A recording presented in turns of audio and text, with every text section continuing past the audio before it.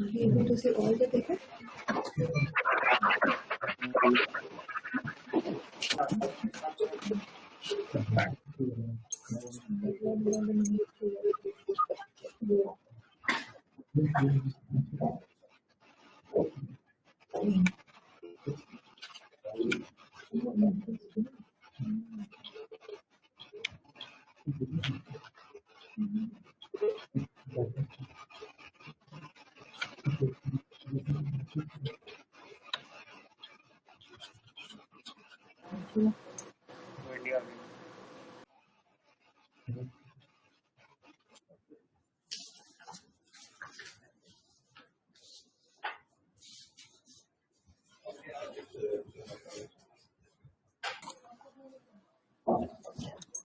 Good morning, Mr. Preetham. Good morning. Can you hear me? Hi. Yeah, you're audible. Okay, thank you. I think we should start. Yes, Nishant. Please go ahead. Hello and good afternoon, everyone in India, and hola and good morning in Portugal. I am pleased to welcome you all at this important video conference on India Portugal business and opportunities post COVID-19. Friends, today's session has been organized by FIEO, an apex trade promotion body of India with the active support of our embassy in Portugal. This is in continuation to our series of webinars, VCs, which we have been organizing, and many more are being planned in the future to enhance India's trade globally. We sincerely thank our Indian embassies and missions who have been giving and extending their continuous support to us and cooperation in organizing these webinars. The key objective of today's session is to discuss the economic status of Portugal in view of COVID-19, various business opportunities in the prevailing global economic environment, and roadmap and strategies to be followed to enhance our trade and economic ties with Portugal, an important trading partner of India in the EU region.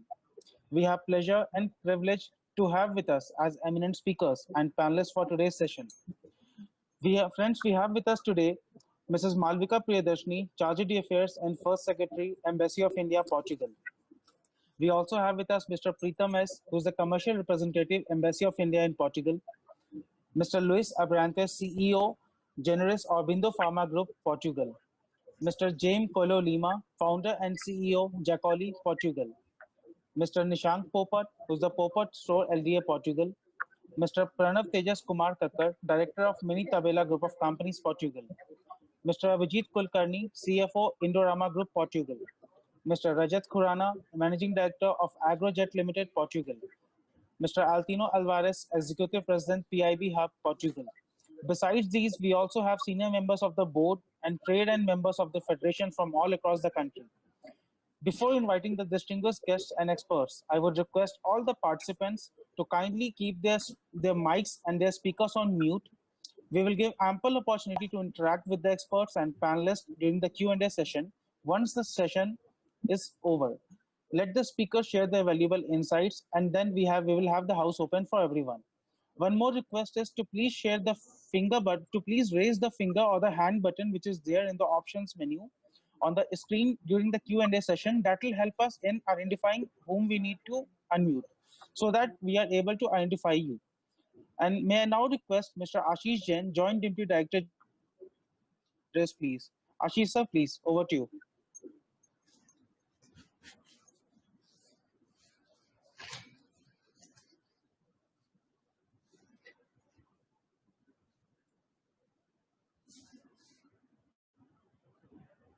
Good morning, everyone in Portugal, and good afternoon, everyone, to our friends in India. Madam Malvika Priyadarshini, Charge Affairs and First Secretary Embassy of India, Portugal, Mr. Preetham S., Commercial Representative Embassy of India, Portugal, various dignitaries as well as speakers from various sectors who have taken their valuable time to join for this session. My exporter friends, members from India, ladies and gentlemen. On behalf of the Federation of Indian Export Organization, I extend a very warm welcome to all of you at this important interactive video conference on trade and investment opportunities between India and Portugal post-COVID-19. At the outset, I would like to express my sincere thanks and gratitude to Embassy of India in Portugal, particularly Her Excellency Mrs. K. Nandini Singla, Ambassador of India to Portugal, Madam Malvika Priyadarshini, Charge d'Affaires and First Secretary Embassy of India, and the entire team of the Embassy for their sincere efforts in making this meeting possible today. Friends, as we learn to live under the clouds of coronavirus, COVID-19, and shift our focus towards self-reliance, it has become imperative to connect with the key stakeholders across the globe more aggressively. Here, I would like to sincerely thank the wholehearted support of our missions and embassies for their help and assistance in this hour of need. FIEO, an apex trade promotion body of India to promote international trade, is making all its efforts to reach out to the exporters through video conferencing, virtual meets, to understand the concerns so that the same may be brought to the notice of the concerned authorities for the speedy solutions. Friends, these tough times of today demand that we evolve ourselves and look for the new business opportunities. COVID-19 pandemic has definitely affected the medium of interactions and made it more virtual. We at FIEO swiftly evolved according to the situation and fully digitalized many of our functions like issuing of e-certificate of origins, e-membership, etc. Understanding the requirement of Indian companies, we have also launched a number of virtual trade shows. Many of the participants might be aware that FIEO has been organizing series of webinars on trade promotion by working closely with our Indian missions and embassies abroad. In the past 1 month, we have organized webinars with Australia, Korea, Japan, Azerbaijan, Argentina, Sri Lanka, Oman, etc. And many more are planned in the forthcoming days. These webinars have really helped participants understand the market dynamics, gauge the effect of slowdown, assess the future of various sectors, clarify the queries, and get the perspective of industry experts on the particular sectors as well as industries. The key objective of today's video conference is to enhance India's export and also interact with various businessmen from Portugal in various potential sectors who have joined today for this session. Meet will also explore various business opportunities available in the prevailing economic environment and further roadmap and strategies to be followed to enhance our trade and economic side with Portugal. Portugal, being a member of the European Union, is one of an important and potential market for Indian exporters. India's economic engagement with Portugal has seen new momentum in the last few years. Bilateral trade between the two countries has been growing and reached US $886.6 billion in 2019 and 20. During the period, India's export to Portugal stood at US $744.7 million, while imports for Portugal stood at US $141.8 million. However, the trade is still to reach its potential, keeping in view the large market size of roughly US $90 billion and robust political association between the two countries. India's share in the total imports of Portugal was just 0.82%, around 1% in 2019, and India ranked almost 16th amongst the important import trading partners. It suggests that there lies a huge potential for Indian goods, and we need to increase our business engagement to increase our share in the imports of Portuguese markets. The major Indian export to Portugal includes cotton, iron and steel, plastics, fish and marine products, footwear and apparels, organic chemicals, vehicles, rubber, etc. In the post-COVID scenario, this potential will further increase, and today's interactive meet is expected to tap these underlying opportunities. Friends, there is a need to rebuild strong ties between India and Portugal from trade and cultural perspective. The two countries have the great potential to take it to the next level. Portugal, also a gateway to European Union, is considered as the third most secure country in the world by Global Peace Index and is also characterized by solid political stability. Government of both sides are working sincerely on this. The development, the improvement of political relationship is occurring at the highest level, as there has been visits by the Prime Minister of both India and Portugal in the recent past. However, it is equally important that significant people-to-people and business-to-business cooperation also occur to strengthen our bilateral trade and economic cooperation. It is our constant endeavor to provide a common platform for the businessmen of both the countries to enhance economic and trade relations, and today's virtual interactions is another step in this direction. In fact, FIEO also mounted a multi-product business delegation to Portugal in 2018. Friends, I am confident today that our today's interactive webinar video conference will benefit the participants and companies present today and would take advantage by interacting with various distinguished guests and experts present. With these words, I would like to again thank Indian Embassy in Portugal, other distinguished guests, companies from India and Portugal, and look forward to a meaningful and result-oriented business interaction today. Thank you very much.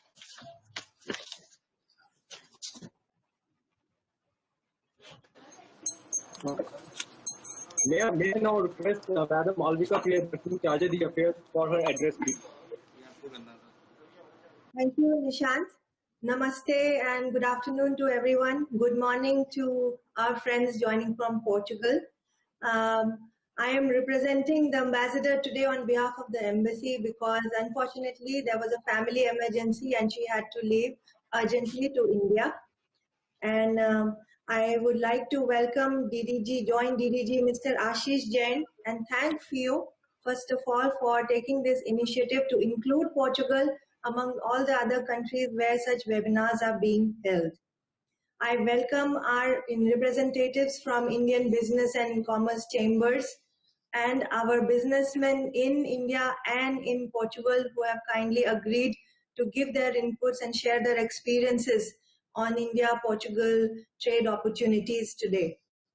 I also thank my colleagues here who have organized this webinar today, and they have worked really hard, so we are hoping to see some fruitful interactions and rise in some business opportunities later. I would only like to touch upon the big picture here and then give the floor to the people who conduct the business. Historically ignored, Portugal-India relationships were basically ignored because of the aftermath of the Goanese War in 1961, and then there was a dictatorship in Portugal for a long time, and therefore Portugal was also struggling with its internal problems, and it was one of the poorer cousins in Europe. However, it tried to come out of it in the early 2000s, and it was doing really well until hit by the global economic crisis and the subsequent banking sector crisis, which hit the PIGS economies. In 2015, Portugal has witnessed a major turnaround. Its economic advancements in infrastructure, technology, and addressing structural issues in economy like the banking sector reforms, it made the best use of the bailout which was offered by EU and the IMF. In fact, it successfully repaid its IMF loans in advance of 6 years than the scheduled tenure of the loan. In 2015, the real GDP growth touched 3.5%, and in 2017, I'm sure, and that has been the highest in probably in a century. There has been a constant rise in investments, in exports, and also business creation, and fall in unemployment over the years. Individual consumption level in Portugal is almost 80% of the EU level, and so is the GDP per capita, which is not bad at all. And also, it is important to know that in the World Bank Doing Business ranks, Portugal ranks at 39 into 2020, which is recent, and that speaks volumes about its potential. Portugal enjoys certain advantages over other EU countries, which must be understood. There is cheaper labor, there is a golden visa scheme which promotes business and investments from abroad, there's a booming tourism sector, there's political stability, and most importantly, there is connectivity. Portugal is a gateway market to Latin America and to Lusophone countries, especially of Africa, and of course to Europe. The current dispensation in Portugal is favorably disposed to India. It is headed by an Indian origin Prime Minister. The recent high-level visits of 4 in almost 3 years speak volumes about the unprecedented boost that has been given to the political relations. Next year, India and EU will hold the full leaders summit in Portugal in the Portuguese presidency of EU in early 2021.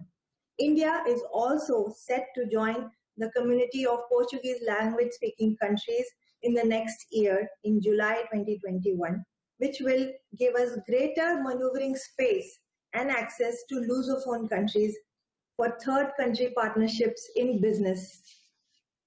In the recent political dialogues, both the leaders at the highest levels have emphasized upon increase in our business ties.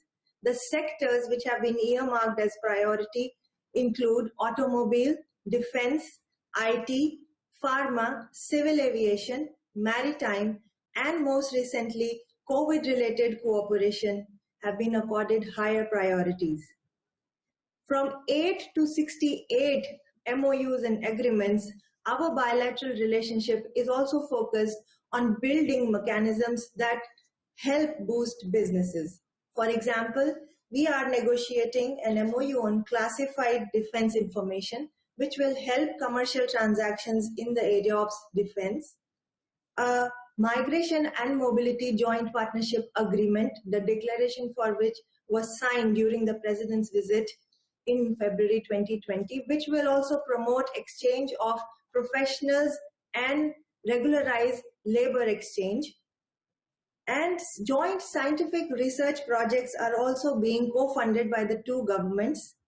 These are all going to open up business opportunities. We also have MOUs in the startups area. So the point I'm trying to make is that the business and the environment have reached a certain level where this relationship has the catalysts available for improving trade and commerce and also investments. The COVID-19 pandemic is likely to throw up new challenges and opportunities. In my view, businesses that adapt and re-strategize at this point will not only survive but emerge stronger from the pandemic. So through this webinar, we are welcoming everyone to brainstorm, come to some kind of higher level of awareness of these opportunities and challenges. The broad points that or key objectives that I would like everyone to keep in mind during this session would be focusing on investments, enhancement of investments from India to Portugal, which ultimately lead to commercial engagement, enhance trade in niche sectors and not try to focus on sectors where Portuguese people already are doing good business with other countries.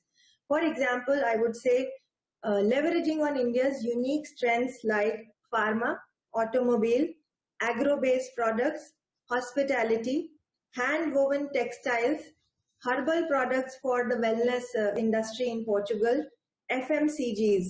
And I would like to just briefly mention a few products here. Silk, coffee, spices, cashew, mangoes, embroidered fabrics, carpets, curtains, herbal beauty products, and frozen snacks. To give you another example, the Chinese opened recently a dumpling factory in Portugal, which is the biggest in the world. So why can't India think of opening a roti making or a samosa making factory here? Because these are very popular snacks in all over the world, especially in Portugal. So frozen agriculture products is one such unique market which presents a big opportunity for India. I will not go into details of the sectors. I will leave with that for the other members to contribute to. Then focus on replacing supply chains. There's a sure rethinking going on around the world on reducing dependence on one country without naming which one. And I would also request everyone to focus on diversification because that is the key here in increasing trade between India and Portugal.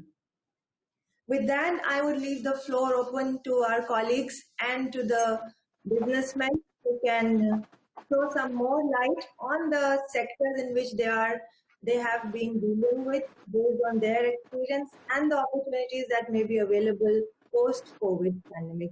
And thank you again for having me here and giving this opportunity of bringing together people from various sectors from the two countries. Thank you for you.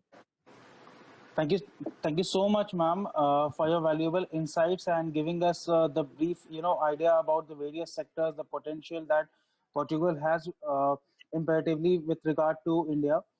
I would now request our Portuguese counterparts, the companies that have joined us from Portugal, for their brief insights about the market and how have been their experiences are.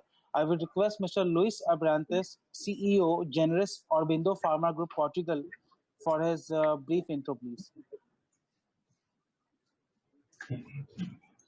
Mr. Luis.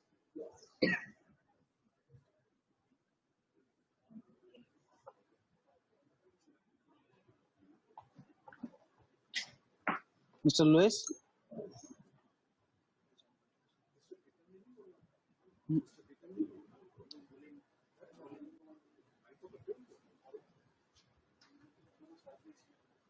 Mr. Luis, are you online?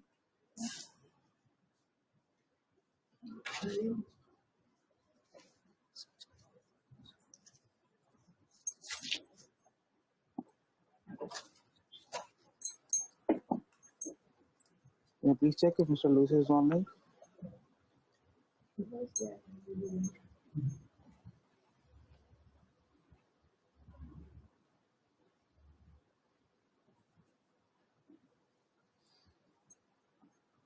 Mr. Luis? I think he's online, but he has muted his mic. Unmute his mic. Okay. Now are you listening to me? Yes, Mr. Luis. Yes, sir. Okay, because it was muted by the moderator. Sorry, I could not. I could not check it. Okay. Sorry for that. Yeah. Good afternoon to all attendees in India. Good morning to all attendees in Portugal. First of all, my congratulations for this excellent initiative by the Embassy of India to Portugal, and once more to thank you for the kind invitation. I will try to stick to my timetable. Let me first just give you an overview of the Generis operations in Portugal. Generis is a Aurobindo company operating in Portugal. It belongs to Aurobindo since 2017. This is one of the oldest pharma companies operating in Portugal in the generics sector. So we are operating mainly in the generics sector. We are leader in number of patients treated in Portugal. Generis Aurobindo is the main supplier for the Health National Service, with roughly 130 million sales a year, split between the retail business and the hospital business. More or less 120 million for the retail business and 10 million for the hospital business. Means that in terms of volume, we are the biggest ones with almost 815 million in the retail business and 34 million tablets in the hospital. Just some quick facts and figures as promised about the Portuguese pharma sector. The pharma industry in Portugal represents around 3.1 billion in terms of revenues a year. Okay, from these 3 billion, almost 2 billion are concentrated in the top 25 companies, and this is the total pharma sector in Portugal. The generic sector counts for around 630 million to be more precise.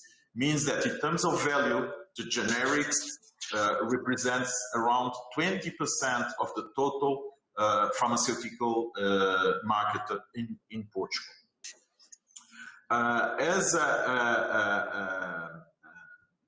Typically, the import of pharmaceutical products are the majority. Means that we have around 2.8 billion imports per year, and this is coming mainly from European countries. So means the European Union countries, the 28 countries. Okay, 92% comes from European Union countries, which means that there's a huge opportunity still to be explored. This figure may be not completely real, and I will tell you why. In the case of generics, we have almost half of our capacity coming from our plants in India. But is concentrated in a hub in a European country, and then is exported to Portugal. So finally, the statistics in Portugal are identifying all these imports as coming from Europe, but it's not true. In fact, half of them are coming from India. But I would say still, when we count for 92%, there's still a huge opportunity for the Indian players. In terms of export, there are still a country that it also exports a lot for some markets, mainly the Portuguese colonies in Africa, which we call Pulp, okay, and also to northern African countries and Arab countries as well. This counts for around 1.1 billion. Okay, even though 66% of the exports from the Portuguese players are going to European countries, Union European countries, 66%. Amazingly, 13% is going to US. So we are still exporting a lot to US, and closing the top three, 7% of these, as I told, are exports to the former Portuguese colonies in Africa.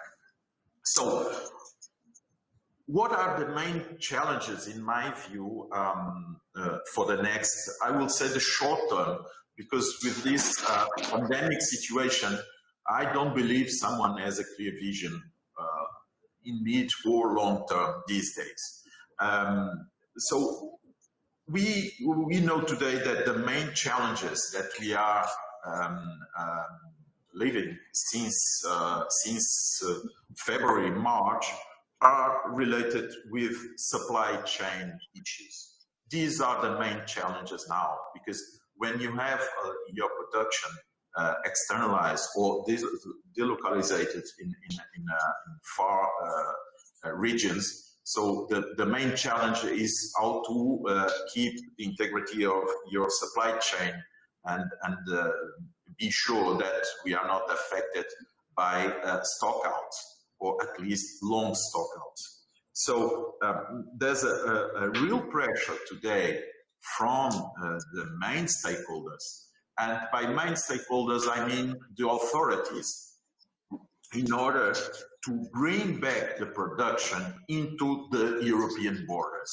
So this is one of the main challenges for the future, and we clearly feel that the authorities are approaching the different stakeholders in order to assure that, not because of any, let's say, protectionist policy, but because it's the only way that authorities feel the only way to guarantee the supply, the normal supply of the market. Otherwise, the only response to this is by increasing the level of stocks and the safety stocks that also are also very penalizing in terms of working capital and cash flow for the companies. Okay, so I would say this is for the players that want to enter the Portuguese market, the main challenge is how to reassure the authorities that by supplying the market from a different region, the supply, it will not be an issue. If that is guaranteed, of course, the authorities will be willing to allow these players to work in the Portuguese market without constraints. So this is I cannot say my advice, but at least my highlight for the ones that see the Portuguese market as an opportunity, and it is an opportunity because still, as you saw, the largest part of the imports are not coming from India, so it means that still there's a big room for improvement. but the players, the stakeholders, the main stakeholders need to be reassured that in the future supply chain will not be an issue. Okay, so this is my key message that I would less and try to comply with the time. If there's no any other questions, I will hand over to the next speaker. Thank you so much, Mr. Lewis. Thank you so much for the insights. Definitely, a lot of our Indian companies would be getting back to you once we have the Q&A session. May I now request Mr. Jaime Coelho Lima, who's the founder and CEO of Jacolia from Portugal. Mr. Jaime. Yes, good morning for Good the morning. Portuguese people and for the people that is in with Portuguese time, and good afternoon for the people that is in India. I would like to tell you that my experience as I'm on one of the most traditional sectors. I'm working on the most traditional sectors in Portugal. It's textiles. We are a big producer in Europe, and we are a big exporter. We are increasing. On the last years we increased a lot, but we need raw materials. We need the raw materials that most of the time we can source raw materials from India and other countries. But we are doing a lot of business with India. We are a sourcing company with basically sourcing company. But before I had been working with India. I'm working with India since my first visit to India, it was in 1986, with a very big experience with visiting the companies. I like to visit the suppliers to know exactly what are they doing. You can imagine that almost 40 years ago, it was the situation was completely different than it is now. My last visit to India, it was just one year ago, 1.5 years ago, because I could not. Because in this moment we are developing, as the lady that from the embassy told, developing take the new raw materials from like silk and so on, others from India. And we need, because the Portuguese companies need the raw materials to finish in Portugal, most of them to finish in Portugal, and export to several countries all over the world. Of course, mostly in Europe, but not only in Europe, but to many other countries that we are exporting. The turnover of the Portuguese companies for export is really very, very, very important. How we are organizing our company, our business, is basically to have reliable suppliers. We need to have very reliable suppliers. There are too many companies in India, too many companies all over the world, and visiting a lot of every year, visiting India, we can select the best ones, or try to select the best ones. In fact, as the gentleman, Mr. Luis Abrantes said, we faced a lot of problems the last 1 year, a lot of problems on supply chain because of this. I think it's coming to normal, but it's very important to assure this. I can tell you that. What can I tell you more? We have Portugal as a textile producer, has a very big experience on textiles. We are not only doing the traditional textile products, we are doing much other. We are doing a lot of new developments of new products. We are helping a lot. We are trying to help a lot the Portuguese companies to develop new products and on textiles, and we are doing that. You can imagine that being in India, almost 4 years ago, 40 years ago, and now the India is completely different. There was a big change. Also the same, it happened with the developments with the support of the embassy to develop the business. Because with this, since a couple of years, the support of the embassy is becoming very important to develop the business. I can tell you that recently we start doing new business with the new products exactly because we had the support of the embassy and giving us some guidance for local suppliers and local companies in India. I feel that there are a lot of new opportunities of doing business in Portugal. Maybe not, I don't know. Maybe not some investments. It would be not difficult on this traditional sector as it is that textiles, but there are in terms of the business in general. I think there are can have a lot of opportunities. I think that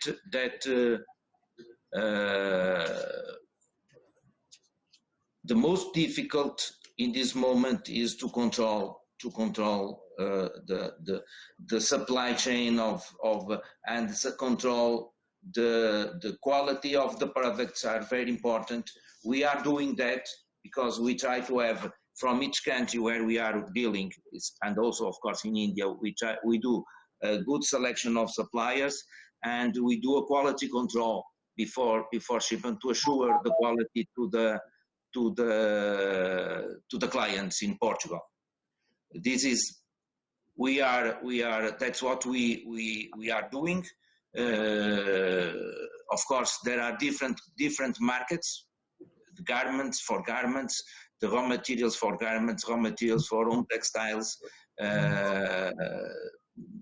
different type of raw materials. Not only the cotton. Of course, cotton is the most important, but there are others like silk, linen, and others that it is important, is possible to develop the business. I think that I will give the opportunity to the other people to speak. I'd like to thank you for the invitation to be here speaking with you, and thank you very much for everybody. Thank you so much, Mr. Jamie. Thank you so much for your useful insights. And it's very true that you are catering to the textile sector, which is one of the threshold sectors of India as well. I believe a lot of Indian companies would be interested to connect with you post the Q&A session. May I now invite Mr. Nishank Popat from Popat Store LDA, is the agro-business sector and the handicraft and gift sector. Mr. Nishank Popat, can you please unmute, sir? Good morning, good afternoon, everyone. Can you hear me? Yeah. Good. Well, basically, first of all, I would like to thank you and the Indian Embassy for giving us the opportunity in being a part of this conference. Even after staying so many years away from our motherland, we feel attached and would love to be a part in the progress of our country, India. Basically, I would like to share some basic things that creates major hazard in international trade with India. As we are working in agro sector and importing commodities and food materials on regular basis from India, there are few concerns that not all the exporters are able to fulfill. So there are many points that can be shared here, and I would like to share a few of them. The basic point is the quality of the product. We have sometimes issues with the quality of the product receiving from India. So that's the basic point that we need to focus on. The second thing is the packaging. The presentation of the product, the packaging is still a bit poor from the side from India when we get the products here in Portugal. In recent times, we know that the milk products are banned from India. So I think the government should ensure that the certifications and the test that happens on milk products in India should be checked, and it should be of the European quality. The certification credibility, the certificates that are issued by the Indian authority are not 100% valid in European countries. We have some problems that we carry out the inspections and the tests in India, but the certification that we get here, that certification is not valid for the Portuguese government. So we need to have a retest here, and we have to pay a lot more for that. So that's a major issue that we face regarding the certifications of the products. The one thing that we lack from China, I think, is in the punctuality of order delivering. We sometimes have to wait. I'm not talking about just the Corona, the COVID-19 times, but even before that, the orders and the timing, the delivery timings are not matched. So that's one point that all the exporters with whom we work have to take it to the mark. Generally, it is a smaller point, but one more point is container stuffing. Because of the bad stuffing of the containers from India, we have a major loss here when the goods arrive to Portuguese port. So that is one more point that all the exporters should take care of. And the proper inspection of the goods. Once the containers are stuffed, I think it's very necessary for the exporters to inspect the containers before loading. So, well, we are aware that the global market is getting more and more competitive. So the basic point and the important one here is the quality standards. The pricings can be a bit expensive than other countries, but the quality, when we maintain the quality, I think we have more credibility.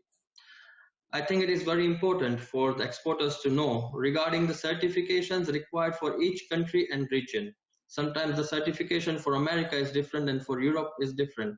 So it's very necessary that the Federation provide a thorough list of certifications required by each and every country.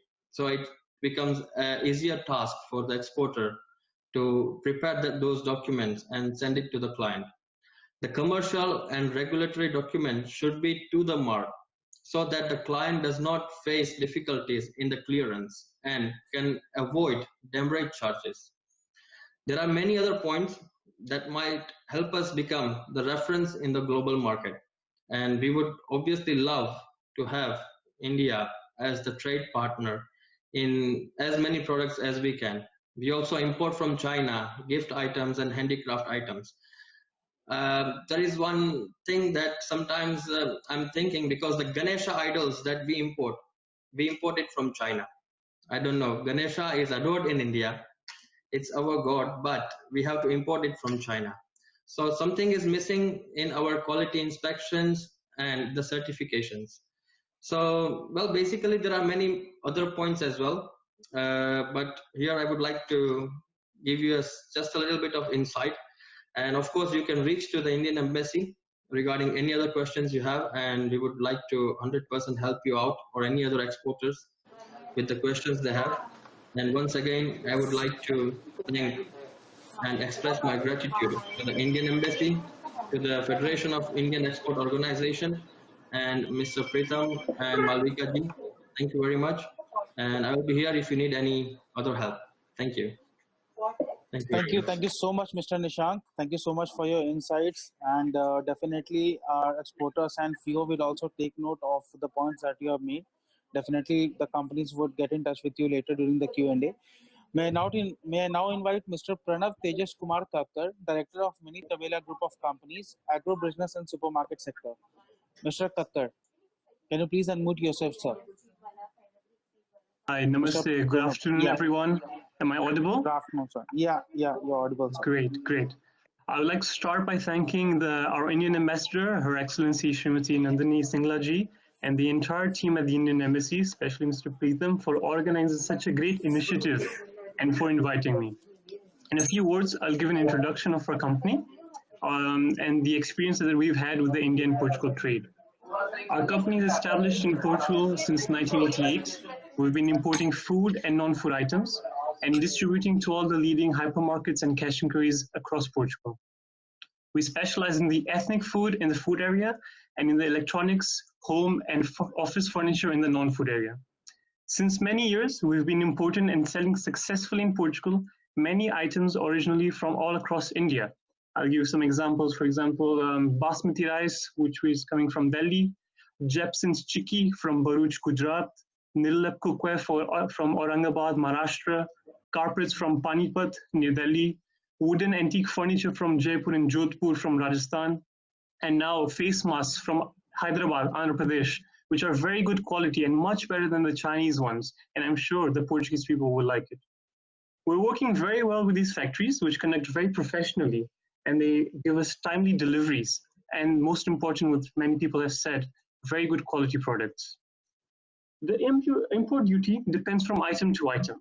Some items have 0% duty with an SPG Form A, but all European countries have the same import duty rules. When you want to import any item from India, you may take custom tariff code from the supplier, and then we can get the correct import duty information from the customs broker in Portugal.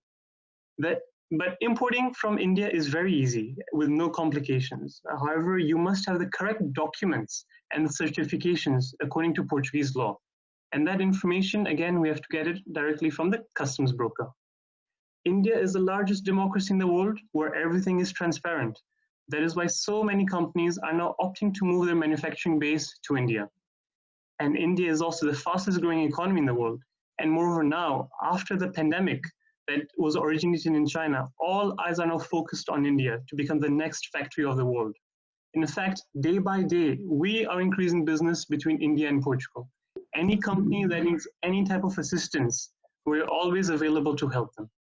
Our Indian embassy is also a great support system for all companies, and we wish everyone to have a great business between India and Portugal. Thank you very much, everyone. Thank you so much, Mr. Pranav. And I look forward to have you during the Q&A for the very useful, discussions with the Indian counterparts. May I now request Mr. Abhijit Kulkarni, CFO, Indorama Group, Plastic and Mold Sector. Mr. Abhijit Kulkarni ji. Hello all. Yes, sir, you're audible. Thank you. I'd first like to thank the Indian Embassy for giving me an opportunity to put my views in this forum. And I would like to welcome all the dignitaries and all the business people from India and Portugal. So I'm requested to put my views on the plastic and mold sector of the country. I represent the Indorama Group, which is the global leader in the PET industry. PET is the polyethylene terephthalate, which is the raw material for all the plastic packaging, food packaging, as well as packaging for the aerated drinks. So we in Portugal produce the raw material, which goes into the manufacturing of PET. But I will just talk about the PET industry within Europe. So PET is a commodity product that is mainly used in the packaging industry. There are also some other usages like the polyester films. Recently, in the coronavirus period, the PET is also used to prepare the visors, which is a kind of an option for mask, and where you can see all your face. These visors are manufactured from PET, and also some of the PPEs that are required for the doctors and nurses. These are also manufactured from the polyester resins. PET has a unique value in the plastic system because it is 100% recyclable plastic. So it is environmentally good plastic. The matter is that the people, when they consume any drink or any food from a PET packaged food, they should not dump it into the field. They should rather put it into the recycling system of the country. So that way, this product is important for the whole world to give uh, uh, easy access to the food and drinks to even poorer countries, and also to be environmentally uh, uh, good for the whole world. So Indorama, as a leader in the industry, we are also putting our focus on the recycling sector, and we have already issued the statements for bigger investments in this sector. The total demand for PET in Europe is around 3 million tons a year. Uh, we we basically cover the whole European region because Portugal is a smaller country. Normally, the demand for PET depends on the population of the country. So, since we are a global company and we are also available in 14 countries in Europe, so we as a group, we focus on the European region market. So the total demand is around 3 million tons, and out of which 500 to 700,000 tons is imported. One of the major exporter from India is Reliance, and the major exporter for the whole region is South Korea, other than India. There is a duty. There is a custom duty for PET into Europe. If we have the certificate of origin, then the duty is 3%. Otherwise, it is 6.5%. There are also some countervailing duties for PET. Portugal has a population of around 11 million people, so the demand as compared to other countries in Europe is limited. It depends on the consumption of each person, but people do consume the packaged food as well as they consume the packaged bottled waters and aerated drinks. Even if in the European region we say that the tap water is safe, still people have the habit to drink bottled water. So there is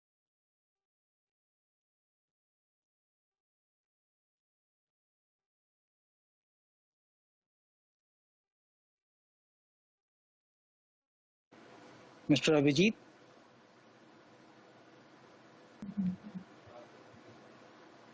Mr. Abhijit, kindly unmute. Kindly unmute. sorry. Yeah.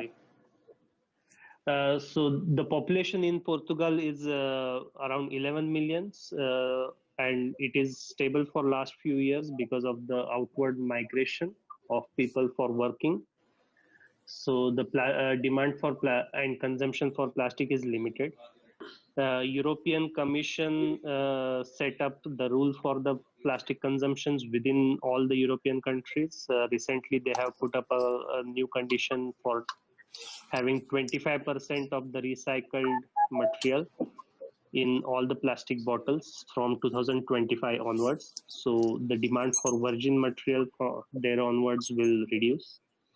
Also, in the recent package of coronavirus, where they gave a package of 750 billion euros, the one of the way to recuperate that value is to put taxes on the countries based on the plastic that they dump into the environment.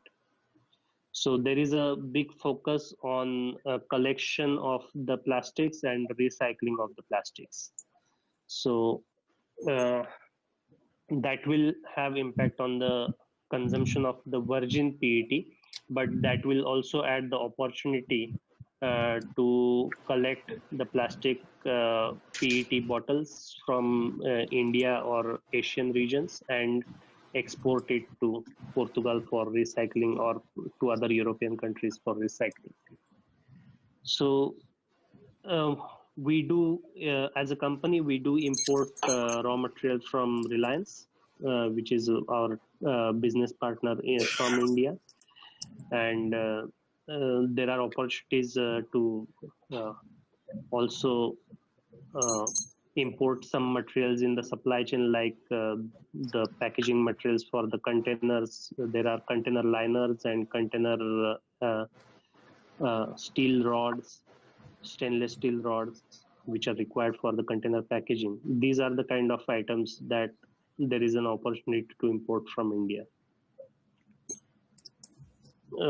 I may not be able to give overview on the other plastics and other plastic molds because I really do not follow that industry. So I'll just keep my opinion to this industry and close my discussion. Thank you. Thank you so much for the opportunity. Thank you so much, Mr. Kulkarni. Thank you so much for the insights, and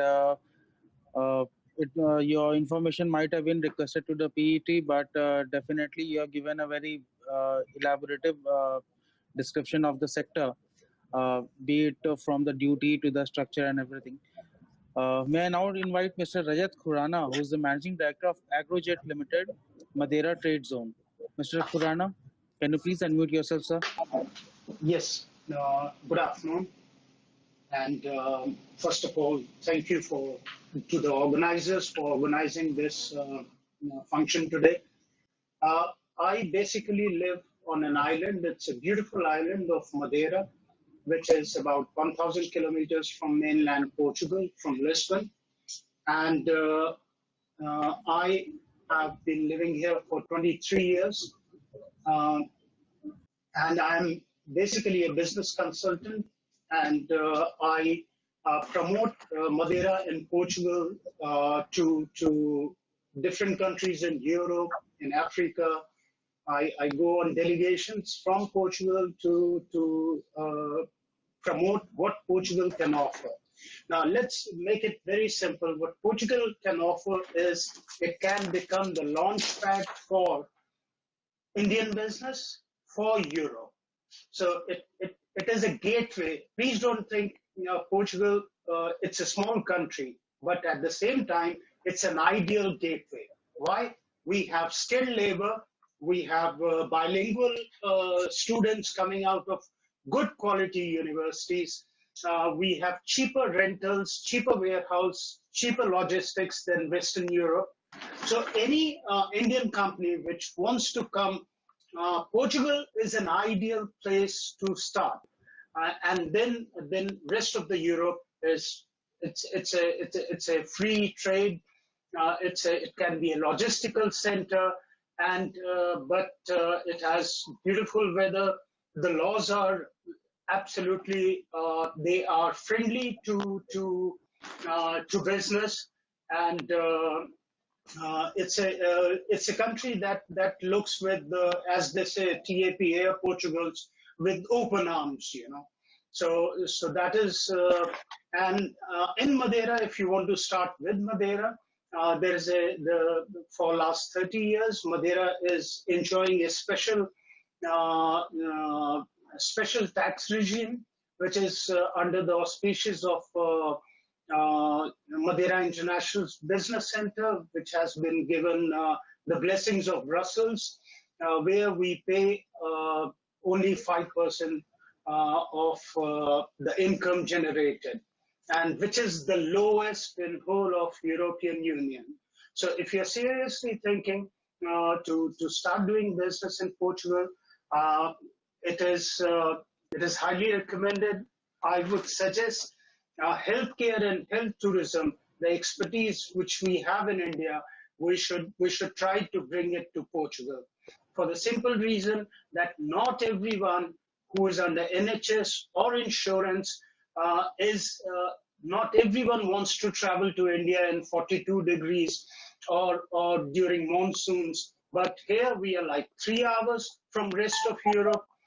Europe has European health sector has direct insurance contracts with companies like Apollo Hospitals. So this is one sector where I feel that there's a huge potential. Health tourism can be a core tourism. We have mild climate. We have excellent infrastructure. The transport, the links. Countries like France and Spain, and they can just drive in and get themselves into the health facility. as I said, the young generation speaks English thanks to the initiative of the Portuguese education industry. Rentals are relatively cheap. So rest I will take up in the question answer session. So that's about it. It's a great country to start business from. Thank you so much, Mr. Khurana. Thank you so much for your insights. May I request Mr. Altino Alvarez, Executive President, PIB Hub, Portugal India Business Hub, for his insights, please. Mr. Altino Alvarez. Good morning. Good morning to all. Namaste and bom dia in Portuguese. I would like first to thank to the Embassy of Portugal, special to the Ambassador Mr. Nandini Singler for this invitation and for all the work that he was managing in the Embassy. It is being a great different in these last 3-4 years of work. As someone mentioned in the presentation, the last years, 3-4 years, there was a huge change in the world, but also the huge change in the relation between Portugal and India. I would like to start to talk a little bit about the Portugal in the Business Hub. Why we did this business. We tried to focus in the opportunities. We believe that there are huge opportunities between India and Portugal, especially because we have the complementary skills in the economic, social, cultural, technical, and scientific.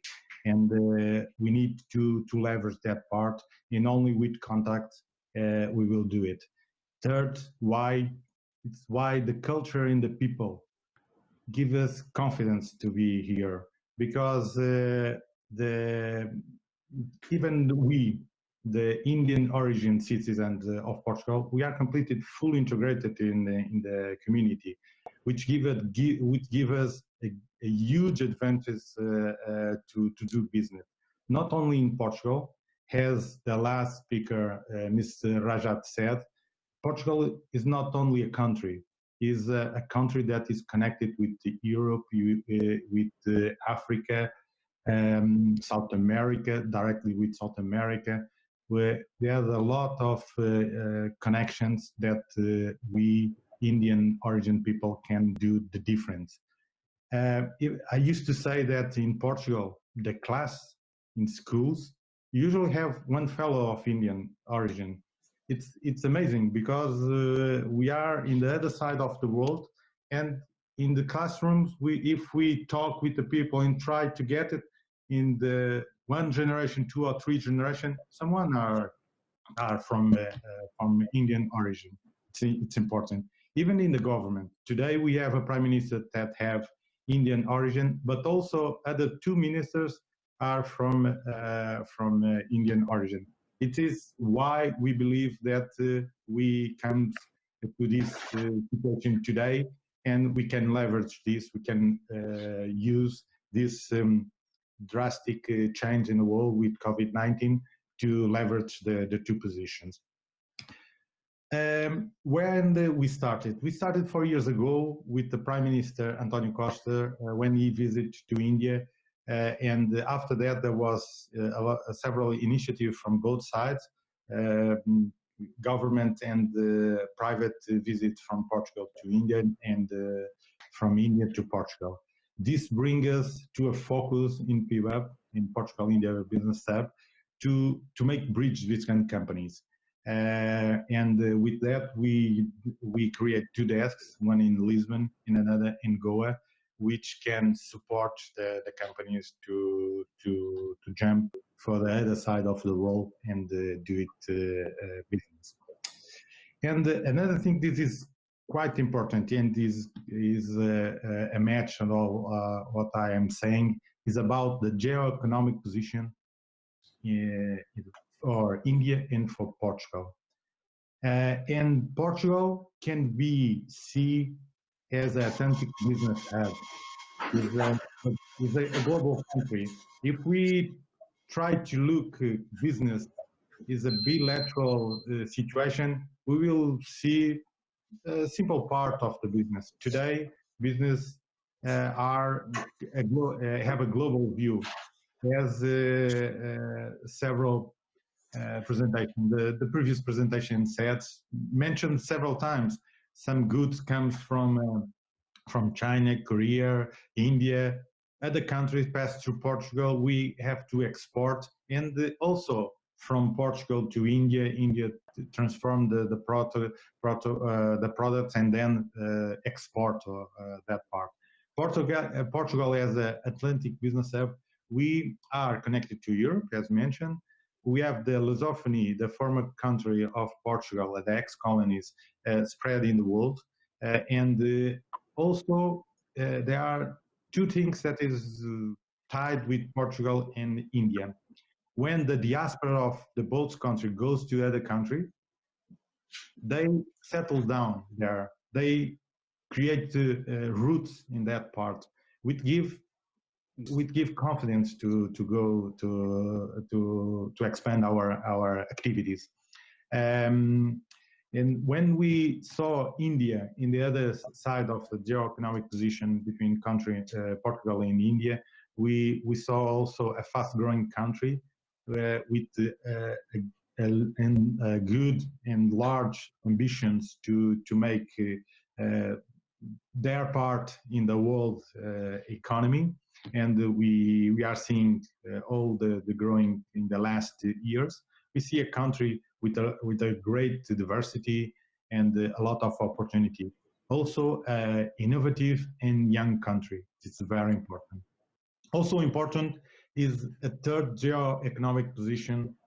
We both countries have a common alliance, UK and the Commonwealth. I don't know if someone of you know, the longest agreement between two countries is between Portugal and UK.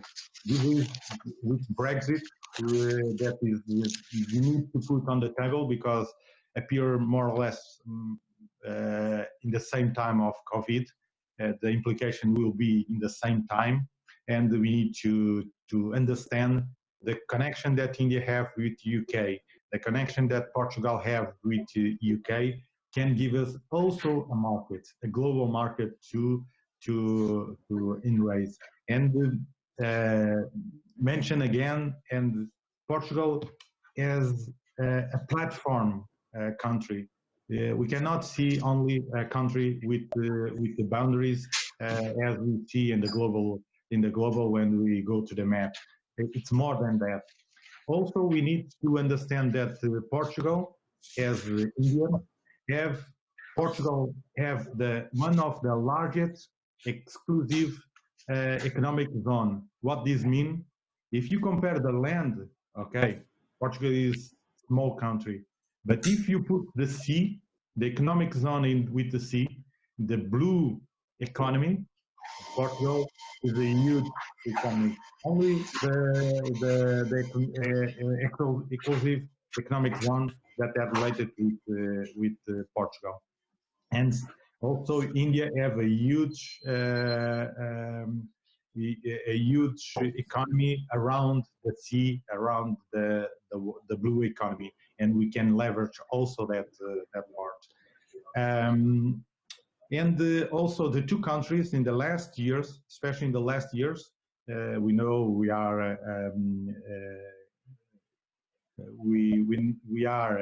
aligned with the programs that Portugal is developing to develop the economy, also for the Indian side.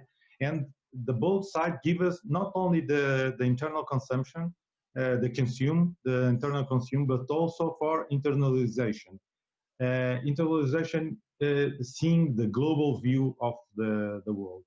And also we can see Portugal and India as a base for research and development production from each of the points, from Portugal to the Atlantic economy zone, including Europe, Africa, South America, and other regions, but also looking in India for the Portuguese, for the European country, go to the Asian market, have a local presence there.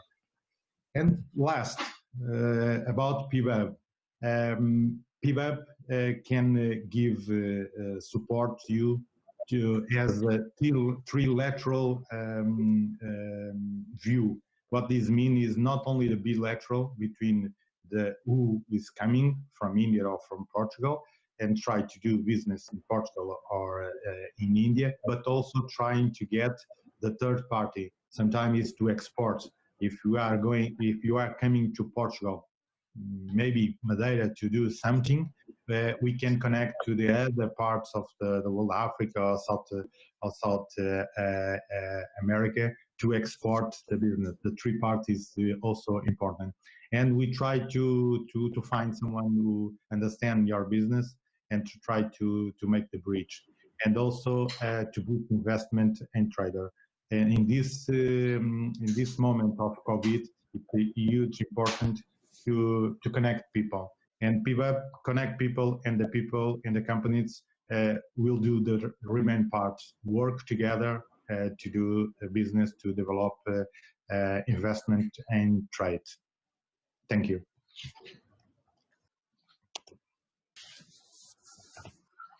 Thank you so much, Mr. Alvarez. Thank you so much for your invite, for your insights. May I now request Mr. Preetham S., who is the commercial representative from the Embassy of India, Portugal, for his very useful insights. Preetham ji has been very supportive, and he has been coordinating with us, and he has been the real support behind organizing this event. And we thank you once again, Mr. Preetham, for all your support in helping us build this event to a success. And we now welcome you for your insights, please. Mr. Preetham, please unmute, sir.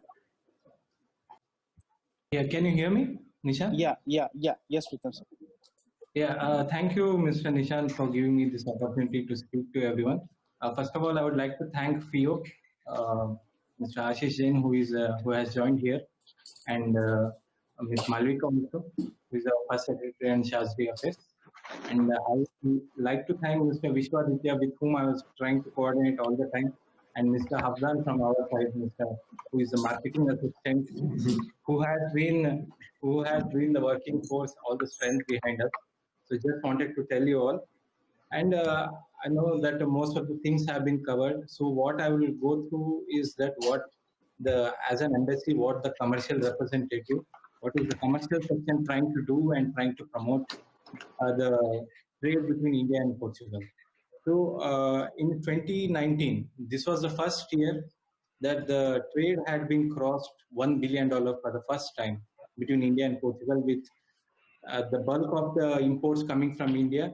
The trade is heavily biased towards India. So this is good from the Indian perspective.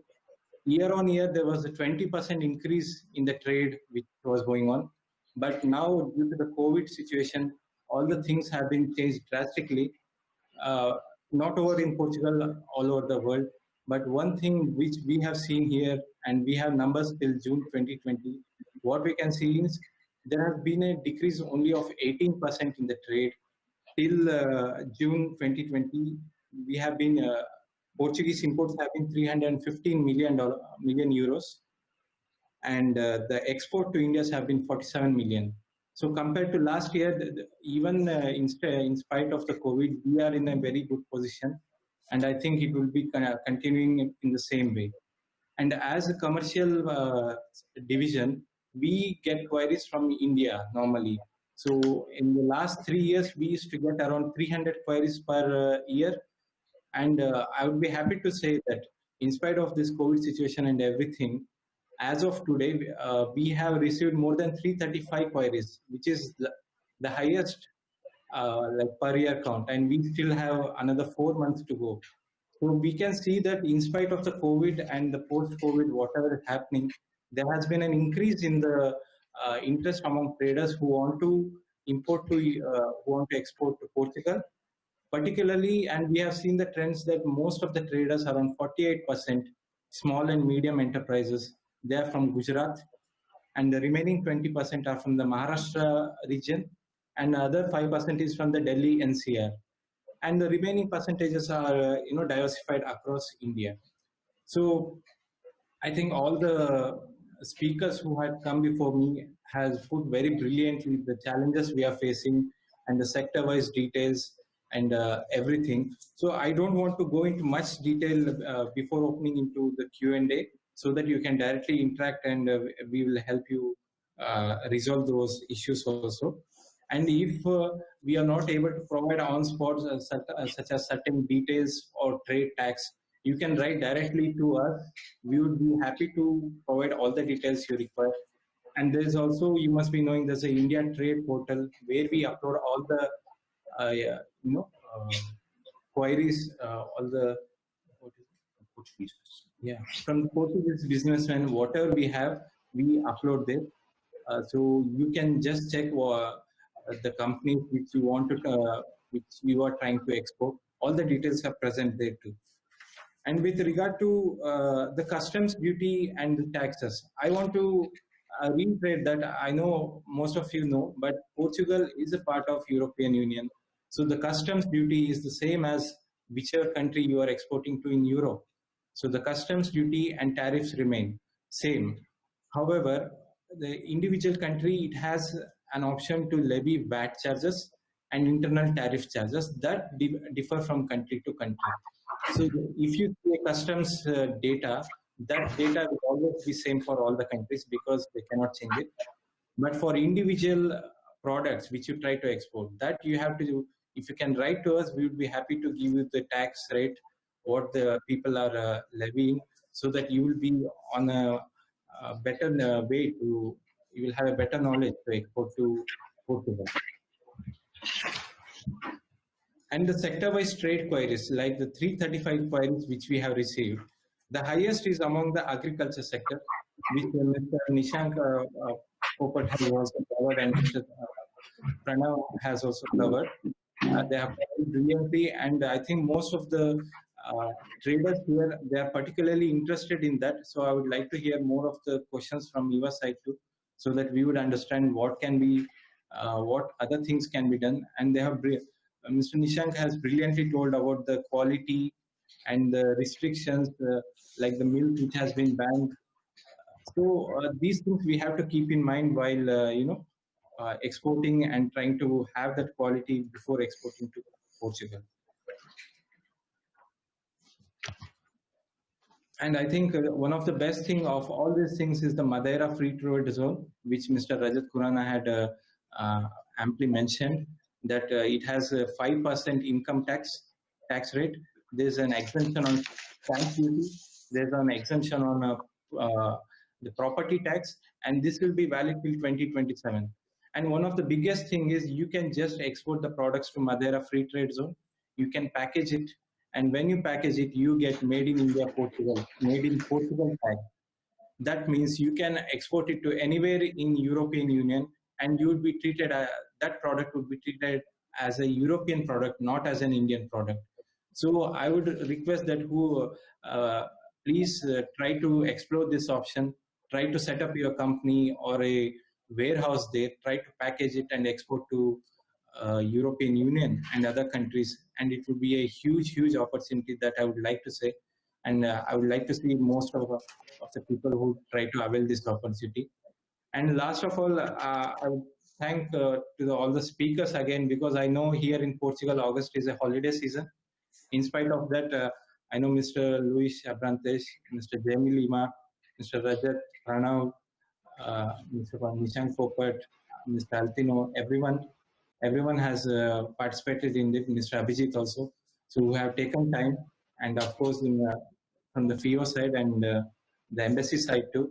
So I would thank everyone, and I think we can go ahead and start the Q&A session. Thank you so much.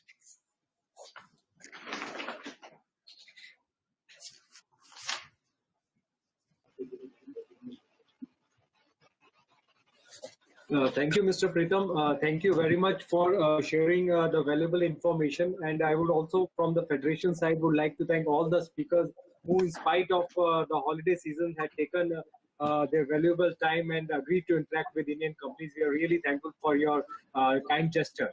We'll now just open the question and answer sessions. I would request the participant to just raise their finger button so that we know that you are there. We have first a query from Mr. Prasanjit Majumdar. Mr. Majumdar, please raise your query. Mr. Majumdar. Hi.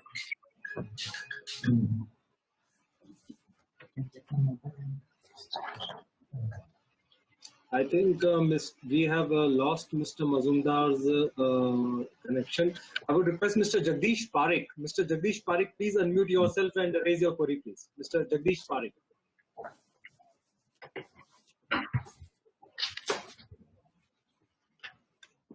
Hello, I'm audible?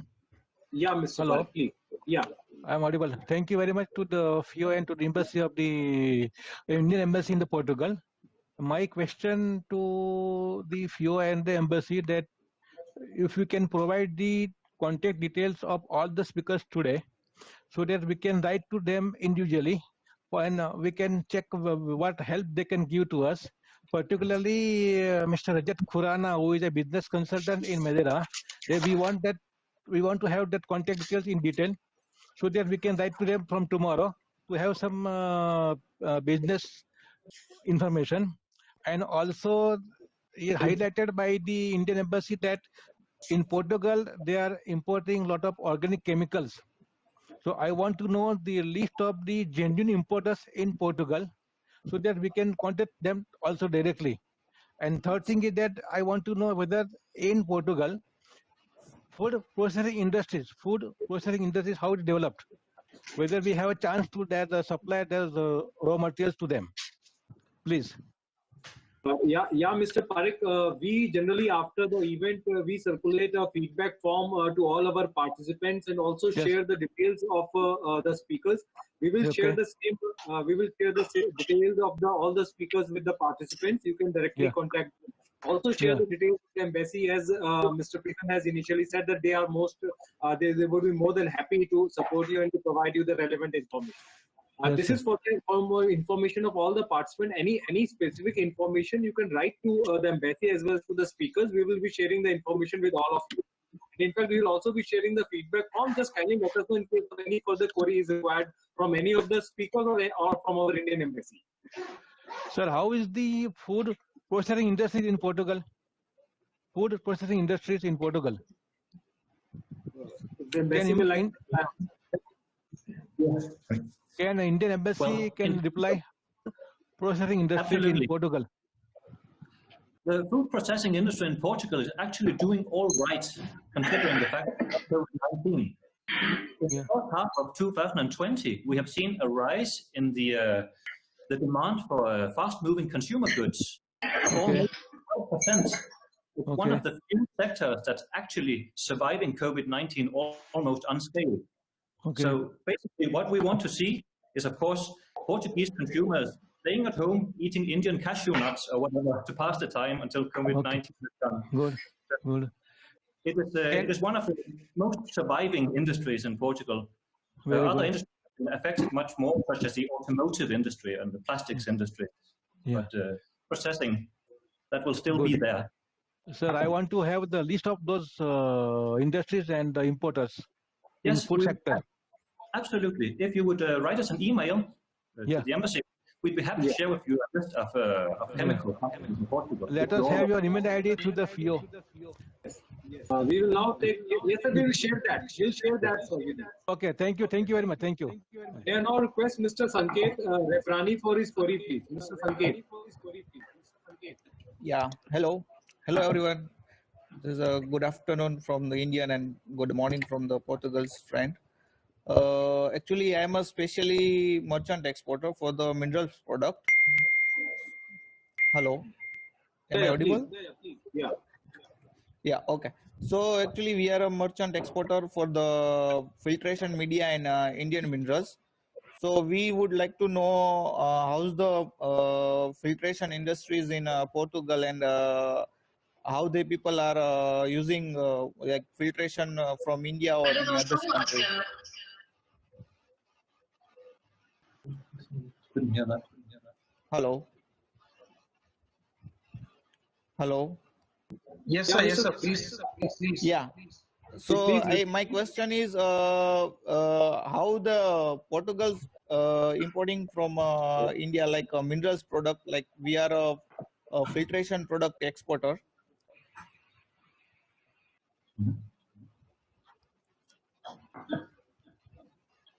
Hello, can you hear me? Mr. Sanket, I will request if you can please repeat your query. I think the embassy needs to again. Yeah, please. Yeah. Hello. Yes. So we are for from India. We are basically from Gujarat, Rajkot, and we are exporting filtration media like activated carbon, quartz, and silica sand to others country. So we would like to know how's the opportunity in Portugal. So they are importing there's a filtration media from India or any others country, or is there any opportunity to export or business with the Portugal in this field? Can you hear me? Yeah. Yes, good. We certainly believe that there is potential for active carbon. It's used, for instance, in water purification plants in Portugal, as far as I know. And demand will also continue to be there unaffected by COVID-19. If you wish, we can put you in touch to the Aguas de Portugal, the largest entity in Portugal, which is responsible for the water sector. I'm sure they will be able to use activated carbon in their systems. Okay. And what about other filtration media like quartz and silica sand? Mr. Sanket, we would suggest you write a letter to Indian Embassy and they will respond to you and connect you with the right people. Okay. Understand. We will write to you, Indian Embassy. Thank you so much for giving the opportunity, sir.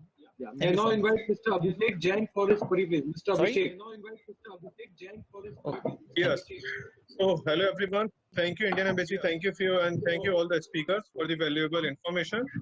So, I would like to know the information. Like, we are a new startup company for tire manufacturing, and we manufacture the tires basically for industrial uses, for agriculture uses, for mining vehicles uses. So basically, if embassy can help us to find out the details of the importers or the distributor who generally imports or uses these kind of tires, so it will be really helpful.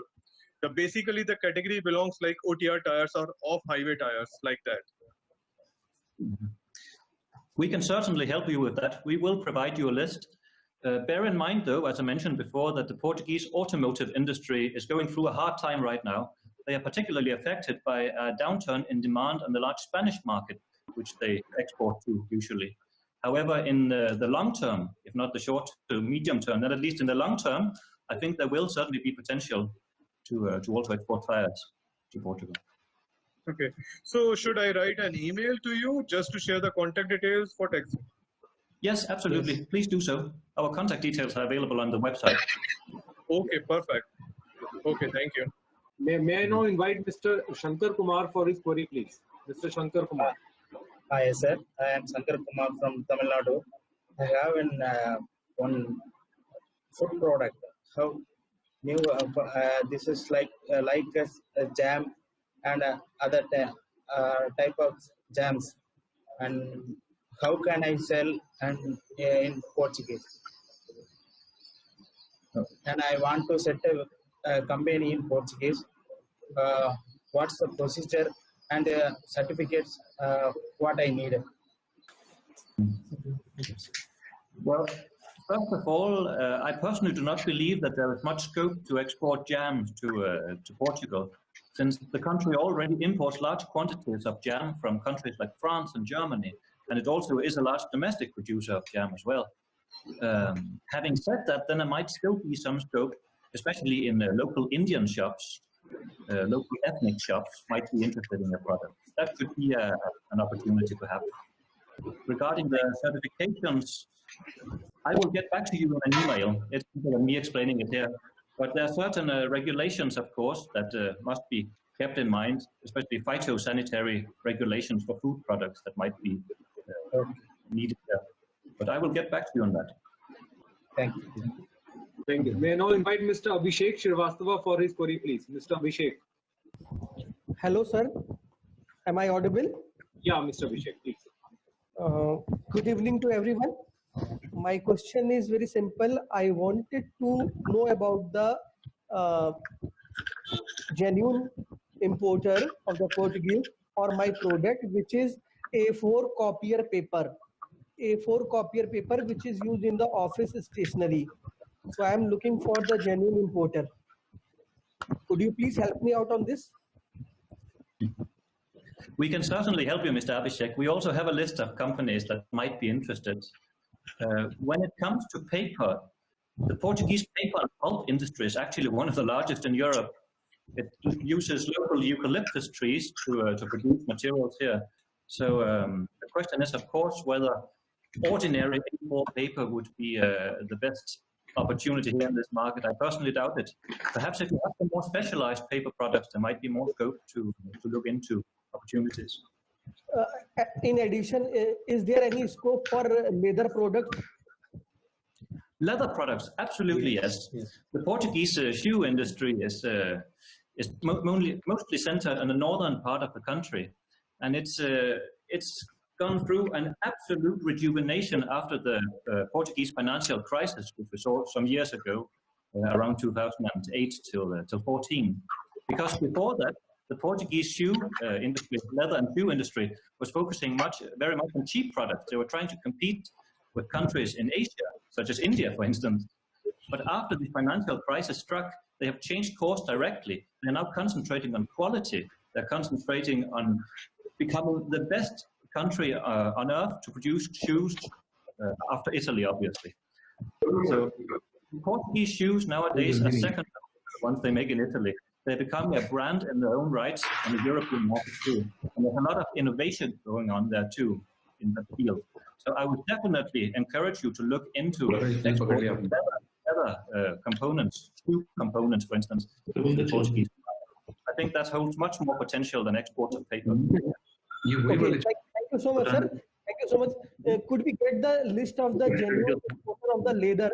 So we will move from paper to leather, and it would be more appropriate for entering in the Portuguese market. Definitely. You can write an email to us. Our email is on our website, and we'll be sharing it with the FIEO also. You can get it from there. Mr. Abhishek, I will also put you in contact with APICAPS. That's the Portuguese Association of Leather Manufacturers. They will also be able to help. They are good friends of the embassy. Thank you so much, sir. Thank you, sir. Thank you. May I now request Mr. Prasenjit Majumdar for his query, please. Mr. Majumdar. Yes, you can start. Hi, my name is Prasenjit Majumdar and I'm from Ultra International Limited. We are into manufacturing of fragrance compounds, flavor compounds, and essential oils, and we source essential oils worldwide. So, like we have our own processing units in various countries also, like in Australia, New South Wales, and in Indonesia. So I wanted to know what are the essential oils that are being produced in your country, because sometime back you just mentioned about eucalyptus trees. So are you into eucalyptus oil also? I'm not personally familiar with any Portuguese producers of eucalyptus oil, although it is true that there are large quantities of eucalyptus trees here in this country. In general, essential oils are not that widespread among Portuguese consumers for daily use and such. But an area which I think will hold great potential for essential oils and Ayurveda products in general could be the hospitality industry in Portugal. Spa, wellness, care centers and such. They would often be inclined to use this kind of products. So I think that would be the road you should go down if you wish to export your products to Portugal. Great, thank you. Plus, I wanted also to understand if any essential oils we can source from your country, because we are already sourcing lemon oil from Murcia, Spain, and we have an operation in Rotterdam where we have a big warehouse where we source all EU raw materials. So maybe something we can source from your country that would also great help to us. Absolutely. Portugal has good infrastructure. It's well connected to the rest of Europe, both by ship and by air. So I don't think that would be a problem at all. We can look into that. If you have a more specific kind of product that you wish to export, then we can see what would be the best venue in terms of shipping to the rest of Europe from Portugal as well.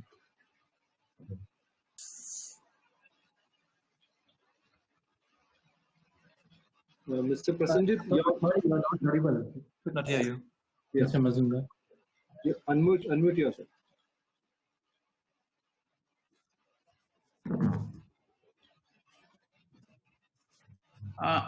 Okay. Yeah. Can you hear me now? Is it okay? Yeah.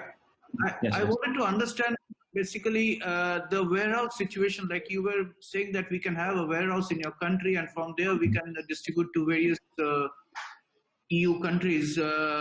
We do have our warehouse in near Rotterdam now, and like how well is the logistics connection from your country to the rest of the EU? I see. Okay. It is quite good, especially by ship. Portuguese ports are some of the largest in Western Europe. By road, it's a bit more tricky because you need to pass through Spain in order to reach most of continental Europe, obviously. But if you're looking into the warehouses here, which are destined for shipping containers, which then go to, say, Hamburg or Rotterdam and such, then there are absolutely great opportunities. And as you rightly mentioned, we should not forget Madeira, with the Madeira Free Trade Zone, where there are some incentives in place for businesses like that. So that would also be worth looking into. So how do I know what is the tax structure in your country, and the VAT conditions and VAT conditions, and if we want to know more about your country, how do we go into it? Well, we can give you the contact to the Portuguese tax authorities, basically.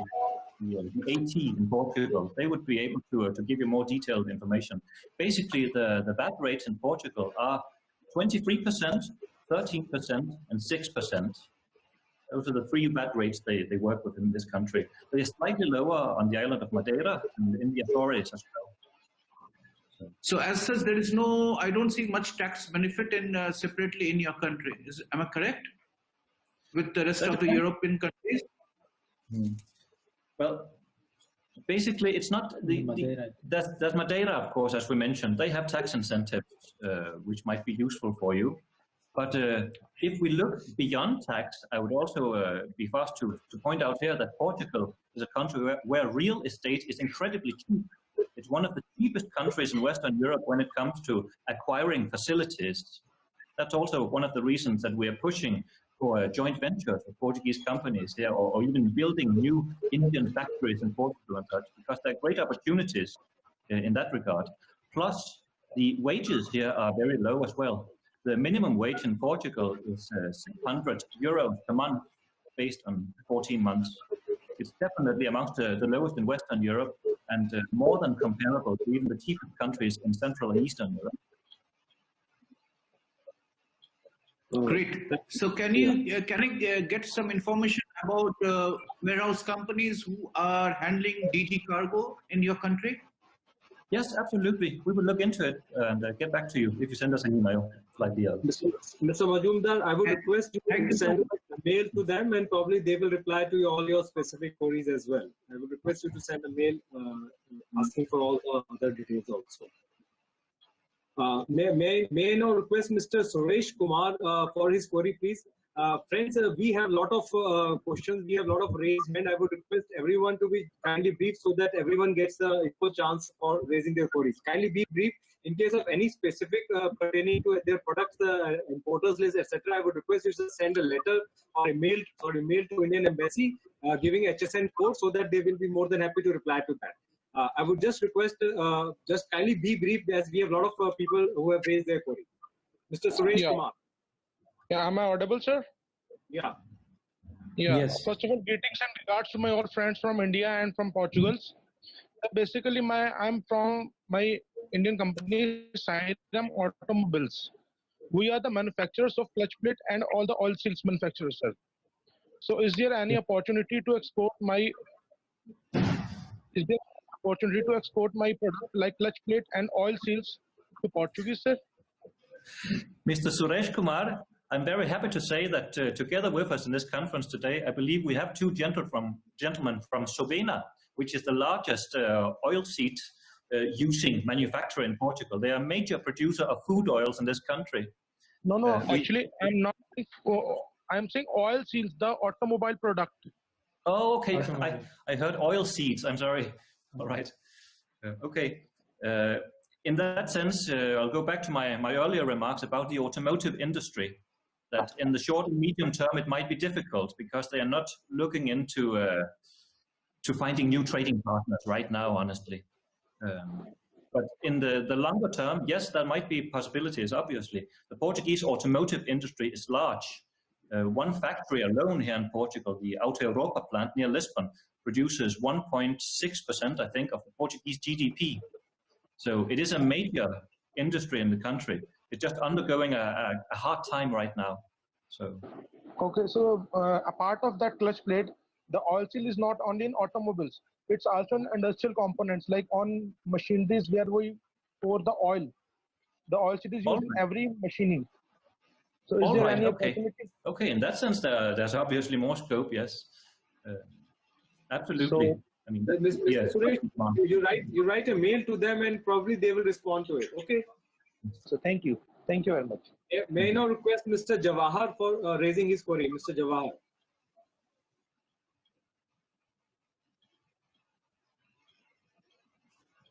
Mr. Jawahar, please unmute yourself. Yeah. Okay. Can you hear me, sir? Yeah. Yeah. Can you hear me, sir? We can sir, hear can you. you hear me? Okay. Okay. Sir, my query is, I'm a coir exporter. So I would like to know the scope of coir pith that goes into greenhouses in Portugal. So, can you please give some idea, like, how much of coir pith is being imported into Portuguese and, especially for soilless substrates and, gardening articles made out of coir and those things. Mm-hmm. We often receive such inquiries at the embassy regarding coir pith. It's not my personal impression that it is widely used here in Portugal, but it is certainly something where there will be some sort of demand. Portuguese organic agriculture is basically expanding. It's a slow movement. It's not going as fast as it's in Northern Europe, in, say, Denmark or the Netherlands, but we may see some increasing demand in the future. Right now, I don't think it's a product that's in widespread use. It is something we are looking into at the embassy, taking into account that we have been contacted by people like yourself. Okay, so do you guys have greenhouses? Do you make tomatoes inside greenhouses or bell peppers? Because we make grow bags. Yes, absolutely. Both here in Portugal and in neighboring Spain, greenhouses are quite common in the agricultural industry, and they are quite productive as well. So there will definitely be a demand. Okay, sir. And the other question is, one of the speakers spoke about the Ganesha idols, being imported from China and not from India. So, I just would like to understand what is the main difficulty, in importing Ganesha idols from India? What kind of quality issues are you guys seeing in Portugal?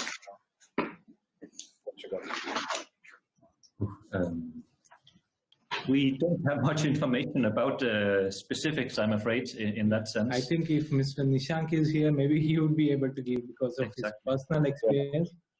But I think it's the general trend, like in India too, like, the Rakhi, everything used to come from China. Even though the festival is Indian, the materials used to come from China. I think it's the same thing which applies here too. So maybe the specifics, we can reach out to him, Mr. Nishank. I don't know if he's here. Or we can send an email to you regarding the reply. Yes. Okay, sir. And one last question, sir. So you spoke about one island where we can have tax benefits, right? Yes. So, if I have a warehouse in Portugal, how much of a tax benefit I can get, can you please explain that again? I was not clear on that subject. Yes. It's, well, 5%. Yes, I'm just checking my notes. There's a corporate income tax rate of 5%, for instance, which is applicable to taxable active income until 2027. I have an entire list here, an entire description of the so-called International Business Center, or the Industrial Free Trade Zone, as it's also called, on the island of Madeira. I would be happy to share it with you because there are several incentives that we cannot possibly account for right now, all of these.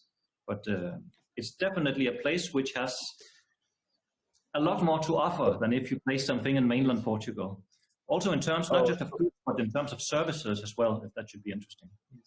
I think so if I have a warehouse there, so it's going to be cheaper for me rather than having a warehouse in Spain or warehouse in Germany, any other part of Europe. Apart from the logistics, what we are saying is you get benefits in the tax. So you have to see whether your logistics part is very highly costly or the setting up a warehouse. Whichever is it, I think it depends on those factors. But I think you can definitely explore this option. Yeah. The Industrial Free Trade Zone on Madeira is located right next to the deep water port of Canizal. So it has excellent connectivity to the rest of Europe by ship. Okay, sir. Thanks a lot, sir. Thank you very much. Question from Mr. A.K. Verma. Mr. A.K. Verma, please raise your query. Am I audible, sir? Yeah. There are my only two short queries. First one is what is the procedure to open a branch in Portugal, and where can we find the trade data? Is there any website?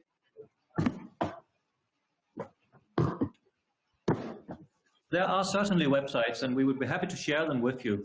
There are several ways that you can open a company in Portugal, depending on which structure you want, basically. There are the most usual kind of a way of opening a company. It would take approximately 15 days, and it's a 6-step procedure where you have to present several documents. Again, this matter is quite complicated, and it's not possible to account for right now, but I'm happy to send the information to you. I will write an email to you. Absolutely, please do so. May I now request Mr. John Matthew to raise his query, please? Mr. John. Yeah, good evening, gentlemen. A quick query, I guess, to the Embassy of India. I have a slightly different requirement. I'm a bakery products manufacturer and marketer in South India. I'm keen to associate with Portuguese bakeries for marketing their products in India and also looking at JVs. So I'll write to you. I'll not take people's time. I'll write to you and take your help in facilitating a connection with the people there. And a second question, and this is to Mr. Pranav. Pranav, do you see any bakery products being imported into Portugal? You handle a basket of food products. Well, I'll be honest with you. Bakery is actually one of Portugal's fortes. Portuguese bread is very well known in Europe, and Portuguese bakeries are taking off a lot. Importing from India, I would say, unless it's an ethnic item on the baker side, then that would be something interesting to see, because there's a big consumption of Indian bread, which is naan, for example, which is coming up quite a lot. If it's something ethnic in that way, then definitely that's something that can be explored. But if it's something, a variation of bread on the traditional side of it, I think that's pretty, I think Portugal is actually the master of it, to be honest with you. Thank you. May I completely agree with that assertion. I was discussing this very matter with our first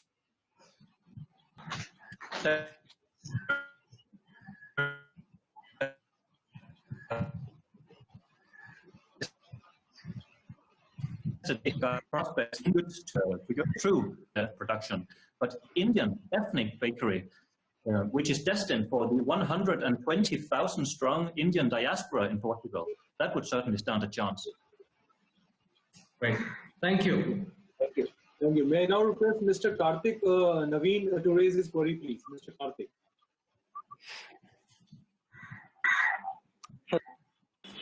Am I audible? Yes, sir. Yes, sir. Yes. So we're a mining and mineral trading company. We diversified into renewable energy. Hello. Yeah, Mr. Karthik. So we are looking for the opportunities of establishing solar plants in Portugal. Can you elaborate about the scope there? Absolutely. Portugal is one of the most countries in the world when it comes to solar power. With that comes there's also the problem that solar energy. So there much money on it. That's the problem. Having said that, we have a lot of solar power here at the end. We have to share with you. You can also be advised that I believe next year in 2021 will be a solar power in Portugal. But bidder can go into the project. Okay. Can you come again? It's not audible. We have a connectivity issue, it seems. Please. Yes. What I was saying was solar power competitive in Portugal. Can you hear me? Is there any connection? Yeah, from our side, there's yes. Mr. Karthik, you unmute yourself when you are talking after you raise your question. Please unmute yourself, Mr. Karthik. Yeah, sir. You can now. You can speak. You can hear. Okay, good. As I was saying, solar power in Portugal is quite competitive compared to the other countries of the world, but it's also very cheap, meaning that it's basically speaking quite difficult to earn enough money on it for it to become profitable for investors. However, it's an area that is a focus area of the Portuguese government, and it's a fast developing area in terms of the industry itself. There will be next year in 2021 a large-scale auction on solar power projects where bidders will be able to learn more about individual projects in Portugal and to make their bids. We have a lot of information on solar power and that sector here at the embassy, which we would be happy to forward to all concerned parties. Yeah, thank you. Thank you. May I now request Mr. Vijay Yadav to raise his query, please? Mr. Yadav. Can you hear me? Yeah. Hello. Yes, we can hear. Yeah. Good afternoon, everybody. We are basically exporter of leather goods, shoes, basically shoes and leather bags. So I just want to understand what is the opportunity there. Basically we are established in Mumbai, in India. So we are looking basically to have a list of a supermarket or a dealer or a wholesaler there. In basic terms, there are not many opportunities to export finished leather shoes to Portugal. It would be like selling bread to the baker. Basically, the Portuguese import very few shoes from the rest of the world. Most of them are from China, and they are not leather shoes at all. When it comes to leather bags, however, there might be much more scope, since that's a sector in which the Portuguese domestic manufacturers do not have the same focus. Basically, they're not producing as many leather bags as they are producing leather shoes. Quite simply. Thank you. May I now request Mr. Shankar to raise his query, please, Mr. Shankar.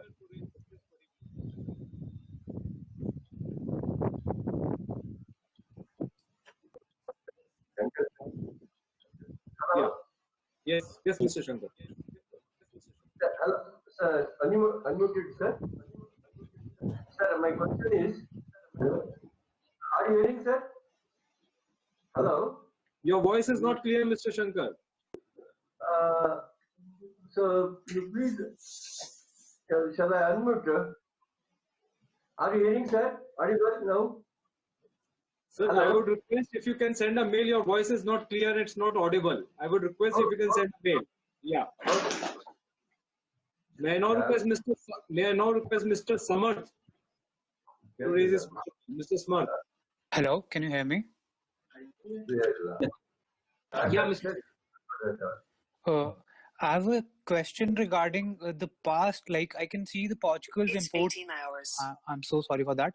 From in the past 3 years, Portugal's imports from India in specific medium oils and preparations of petroleum or bituminous minerals has increased exponentially from 38 million in 2017 to about 126 million US dollars. What could have been the reason for that, sir?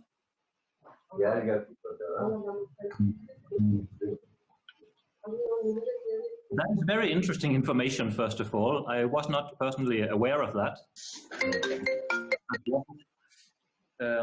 Basically, Portuguese industry has picked up since 2017, for instance, in like production of all sorts of goods, basically. The automotive sector, the textile sector. There might be more petrol will be needed for the trucks that drive the goods to the consumers eventually. Portugal has become a richer country over that time frame as well. The Portuguese consumer has gotten more money since 2017. 2017 was the year when the economic recovery really struck here in Portugal. That was when Portugal started getting back on its feet. So it must be related to that. Other than those general considerations, I'm afraid I have nothing more to offer right now, at least. Okay, sir. Thank you so much. May I now request Mr. Aryan Sayed? Mr. Ashish Jain, can I just tell one thing here? Yeah, Mr. Luis Abrantes, the CEO of Genres, is leaving right now. So he is asking whether if there's any pharma-related questions, pharmaceuticals. So he would be able to answer, or he is asking permission to leave. So if anyone has queries on pharma sector, please. Mr. Pritham, we have 4 only queries left. Probably. Okay. So let us take that, I think, in case, because it will be very difficult to unmute everyone and take the queries. Only 4 queries are left, and I would request him to just wait for another 5 minutes if we can wait. Okay. Okay. Mr. Aryan Sayed, please raise your query. Hola everyone. I am Rayan Sayed. Basically, we are based out of Hyderabad. I'm a director in my company. So we're looking for stainless steel opportunities and hand-woven products and turmeric opportunities in Portugal, because before the lady was telling that there are a lot of hand-woven opportunities and turmeric and carpets and fabrics opportunities. So I'm looking for stainless steel, hand-woven products and turmeric opportunities. Thank you. Thank you. When it comes to stainless steel, most of the exports in the metal sector that are taking place between Portugal and India, that's iron rather than the actual finished products, as far as I know at least. Handicraft, on the other hand, hand-woven products, there's much more scope, definitely. There's also a big domestic consumption, first of all, but also tourists in Portugal. Of course, now during this COVID-19 pandemic, tourism has all but collapsed in Portugal. But at some point, tourists will come back and they will buy souvenirs. Why can they not be made in India? So, yes. Yeah, thank you. May I now request Mr. Abhishek Bhavsar to raise his query, please? Mr. Abhishek, yeah. Yeah, am I audible? Yeah, Mr. Abhishek, yeah, please. Yes.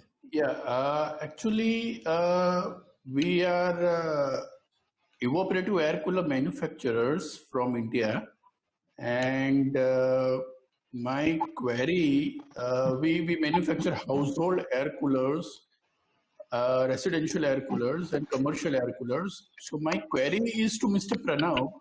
I want to know whether they import any appliances and whether they would be interested in the proposal of importing air coolers into the Portugal.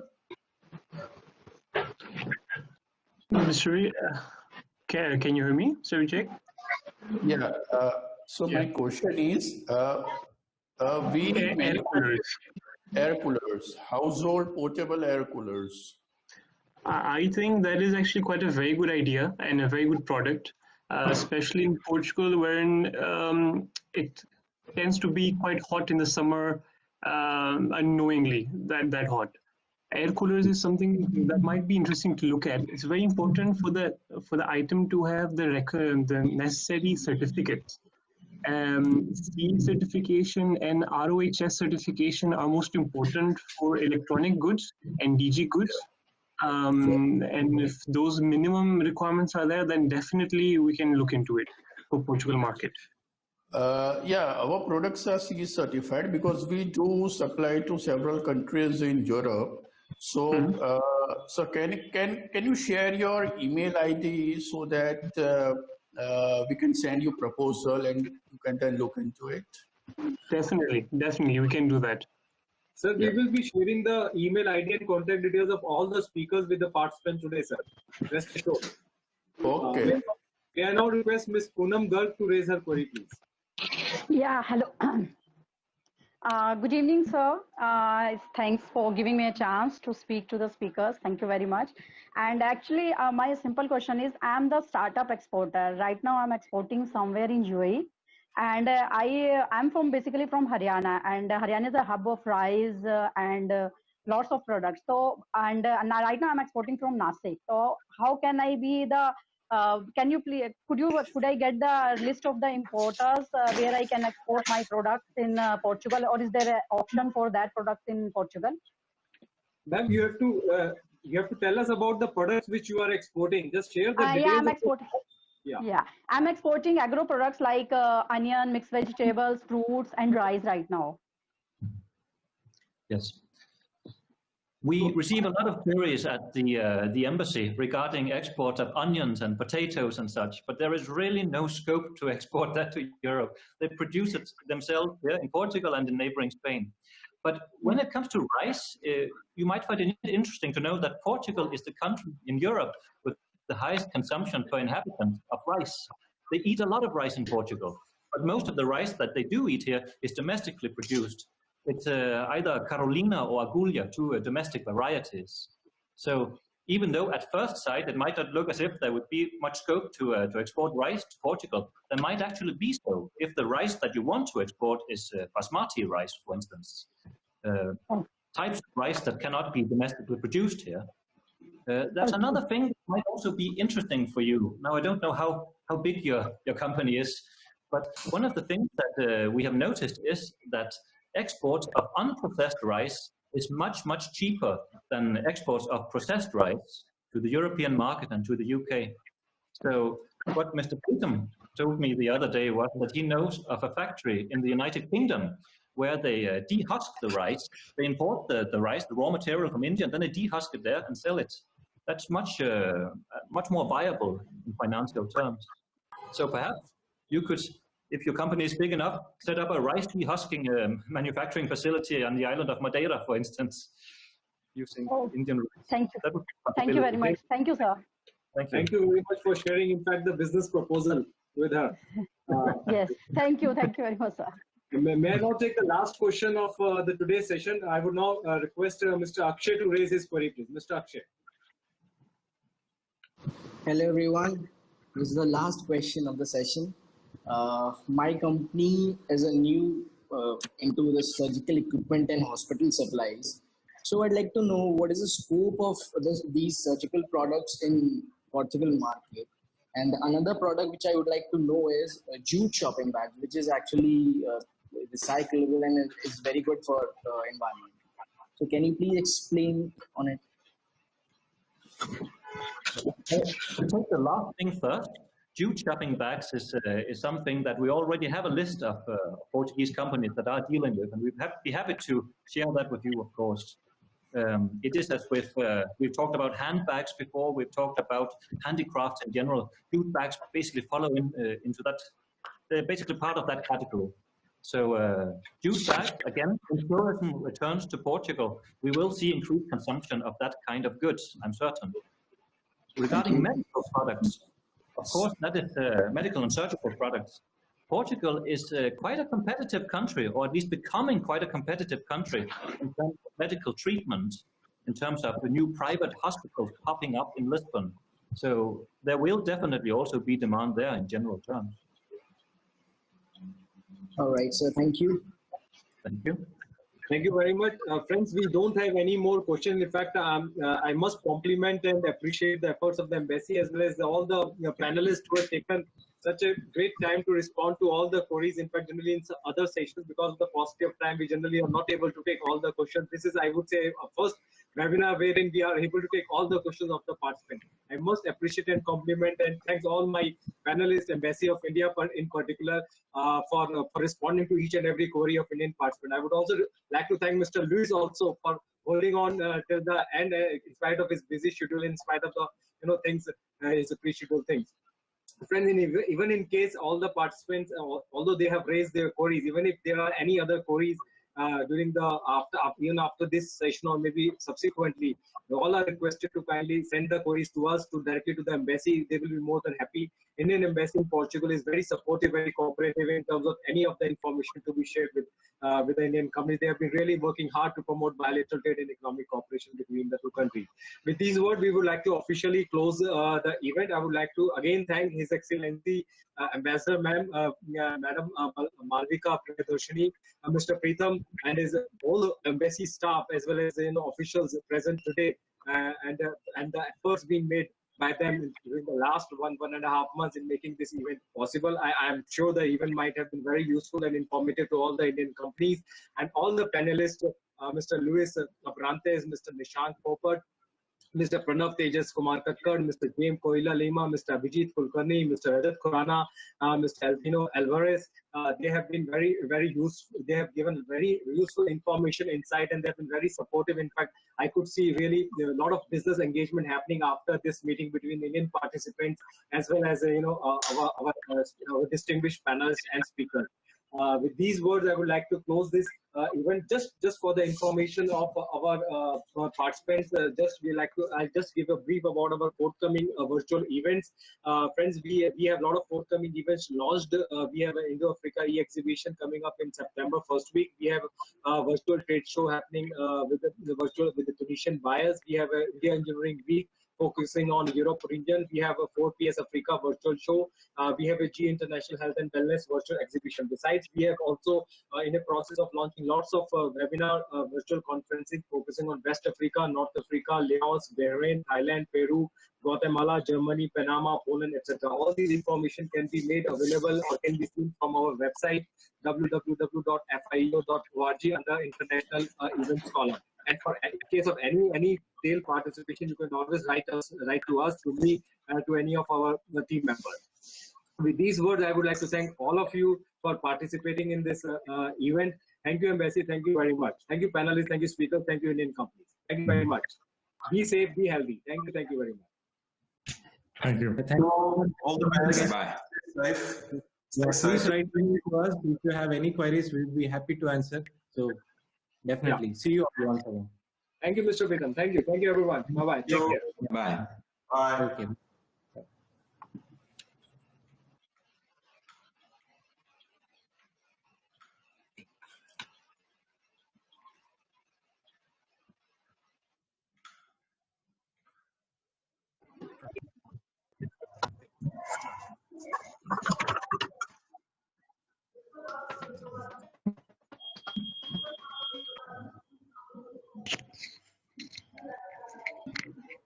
So you may stop the recording now.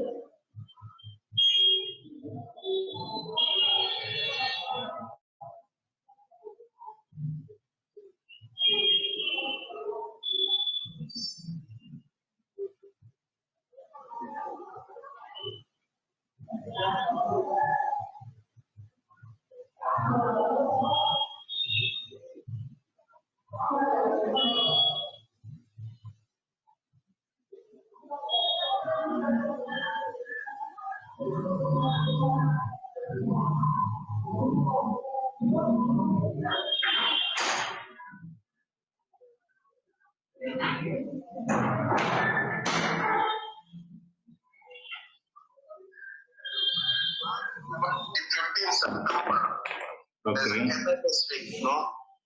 Hong Kong, Delhi. Okay. So I'm mentally preparing. I'm so tired. I don't know what to do now. Either the bank's not opening the account, HSBC, I say okay, open. Still they say, oh, we have problem, COVID-19.